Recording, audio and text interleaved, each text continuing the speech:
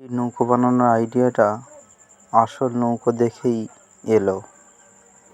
মাটির নৌকো বানাতে গেলে প্রথমে কাদাটাকে উপরের দিকটা সমান এবং নৌকোর নিচের দিকটা করার জন্য অর্ধেক গোল করে নিতে হবে।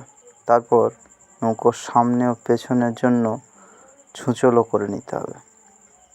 আর ওপরে একটি ছাউনির জন্য পাতলা করে মাটিটাকে বেলে নিতে হবে এবং সেটিকে দুটি তারের মাধ্যমে গোল করে বসিয়ে দিতে হবে।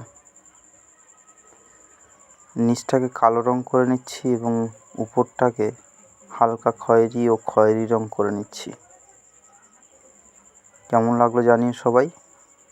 ভালো লাগলে লাইক, কমেন্ট অ্যান্ড সাবস্ক্রাইব করো। Thank you.